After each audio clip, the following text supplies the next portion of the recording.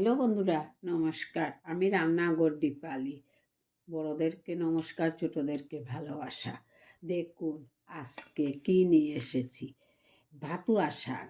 ভাতুয়া শাক বলে আমাদের এদিকে, অন্যদিকে কি বলে তা আমি জানি না। ওই গাছটা পুরা দেখানোর জন্য আমি নিয়ে এসেছি। এই যে দেখুন ভাতুয়া শাক, সঙ্গে দিচ্ছি মাসকলাই বড়ি।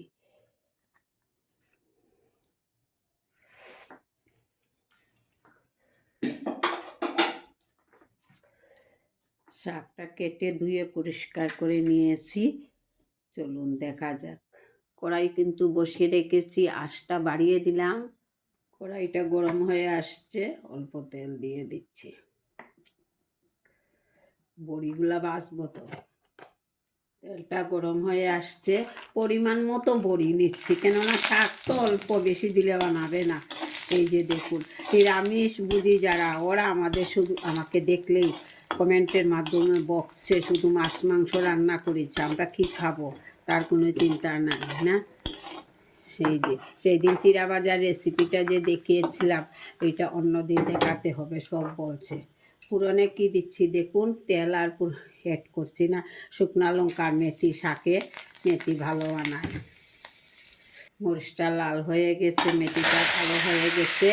এবার শাকগুলা দিয়ে দিচ্ছি।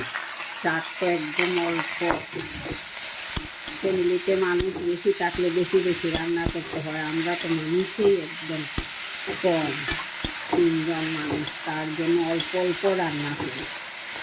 এই যে দেখুন, নুনটা দিয়ে দেই, দিলে পরেই শাকটা একদম মজে অল্প হয়ে যাবে।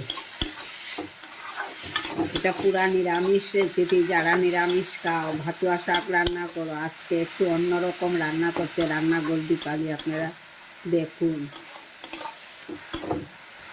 এই যে দেখুন, পরিমাণ মতো হলুদের গুঁড়া দিচ্ছি। কেটে রেখেছি কয়েকটা কাঁচা লঙ্কা, তাও দিচ্ছি। এই যে দেখুন, কালার ডালের বড়িগুলা তেতো করে নিয়েছি, দিয়ে দিচ্ছি। অল্প জল দেব বড়িগুলা মিশার জন্য। এই যে বাটি ধুয়ে অল্প জল দিয়ে দিলাম। আজকালকার বড়িগুলা চালের গুঁড়া দিয়ে দেয়, তারপরে সঙ্গে সুজি দিয়ে বড়ি বানিয়ে ফেলে। সত্যি সত্যি কালার বড়ি দিয়ে যদি, ডাল দিয়ে যদি বড়ি বানাতো, একদম রান্না করলেই মিশে যেত। এগুলা মিশে না, সব ডুপ্লিকেট। আমাদের জীবনটাই হচ্ছে ডুপ্লিকেটের জীবন। হয়ে এসছে আমার কালার ডালের বড়ি দিয়ে ভাতুয়া শাক।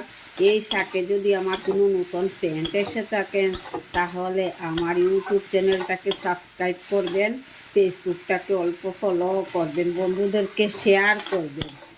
আজকে নিরামিষ পুরাটাই একটা শাক রান্না করে দেখালাম। নামিয়ে নিয়েছি আমার পাতুয়া শাকটা। দেখুন, খেতে কিন্তু খুবই টেস্টি।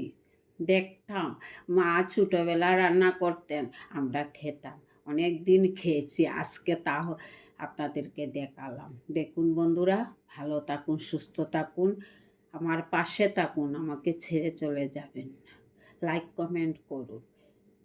দেখুন, কমেন্টের মাধ্যমে বলুন শাকটা কেমন হয়েছে। নমস্কার। আগামী দিন দেখা হবে নতুন আরও একটা রেসিপি নিয়ে। ভালো থাকুন।